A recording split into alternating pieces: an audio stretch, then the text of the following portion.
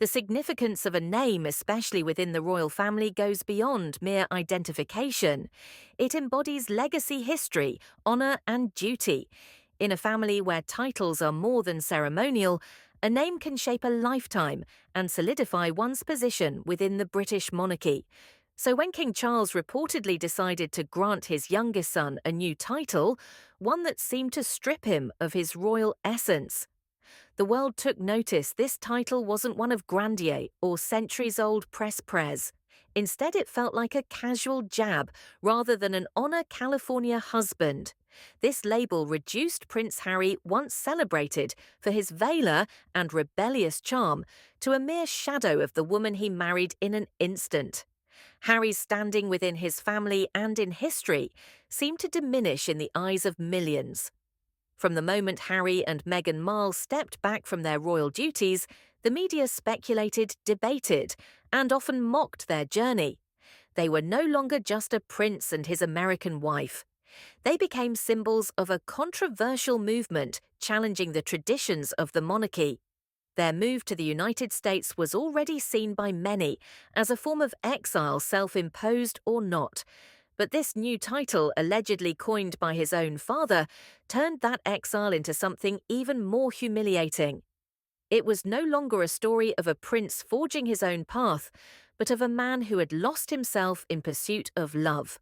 Wealth and independence on the surface, California husband might seem harmless, even playful, but for someone whose entire identity was once rooted in his birthright, it was a title that stripped away everything that once made him significant.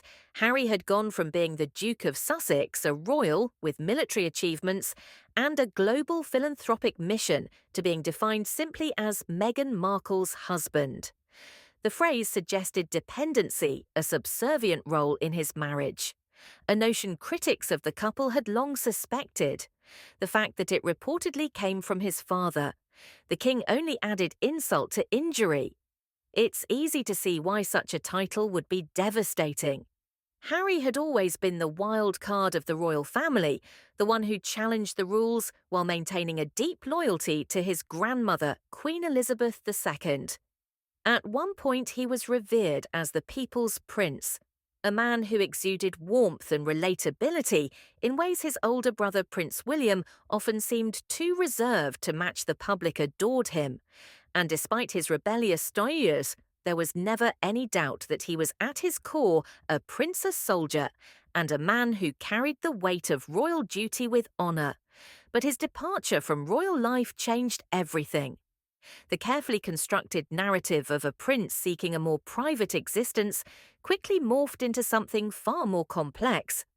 It was no longer just about stepping away. It was about the spectacle, the interviews, the deals, the Netflix series, the memoir, and, most importantly, the strained relationships. He left behind his father. Now, King Charles had ascended to the throne following Queen Elizabeth's passing, and with that role came decisions that would shape the monarchy's future handling. Harry's status within the family was undoubtedly one of the most delicate matters. Reports suggested that King Charles had grown weary of his youngest son's antics. For years he had tried to mediate, balancing the dynamics between Harry and the rest of the family.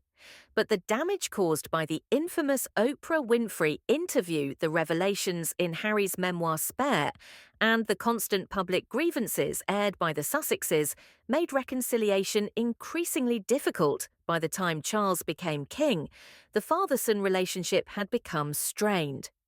Beyond repair, the alleged decision to mock Harry with the title California husband wasn't just a light-hearted remark.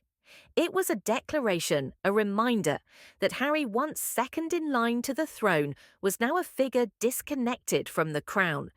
His identity was no longer tied to the House of Windsor, but to a world revolving around Hollywood celebrity culture.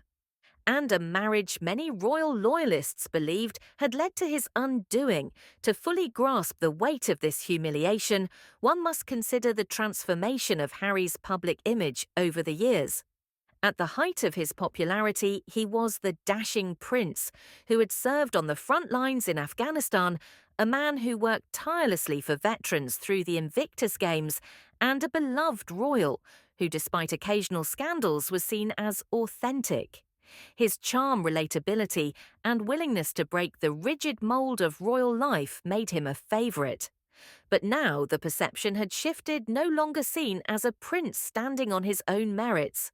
Harry was increasingly viewed as a man who had traded his royal prestige for a different kind of relevance, one that hinged almost entirely on his wife's ambitions.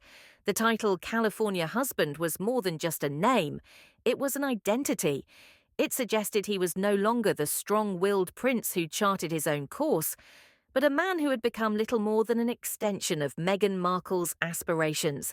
This shift wasn't lost on the public. For years, critics had pointed out the contrast between the confident, independent prince of the past and the Harry who appeared alongside Meghan in interviews, documentaries, and press releases. The perception, whether accurate or not, was that Meghan was the driving force behind every major decision, from their departure from the royal family to their business ventures in the United States. And now, with King Charles' alleged remark that perception had been reinforced in the most brutal way possible. It's worth asking why King Charles, a man who had spent his life navigating the treacherous waters of public scrutiny, would allow such a remark to be associated with him. Was it a calculated move to remind the public, and perhaps Harry himself, that the prince had lost more than he realised?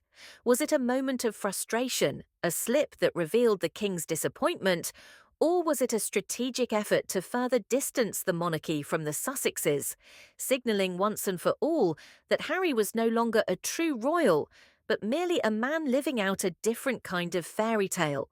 Regardless of the intention, the impact was undeniable. The phrase California husband took on a life of its own, spreading across headlines, social media, and royal commentary. It was dissected, debated, and for many seen as the final confirmation that Prince Harry was no longer the prince he once was.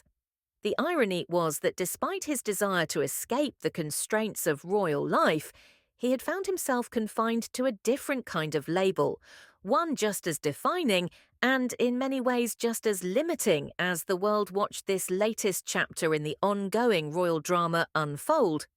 One thing became increasingly clear: Prince Harry's journey from cherished prince to outcast in exile was far from over. The title he had once been born into had now been replaced with one that stripped him of his pedigree, reducing him to a supporting role in the life of someone else. Else, the question remained, was there any path left for him to reclaim his own identity, or was California husband a title he would have to live with for the rest of his days?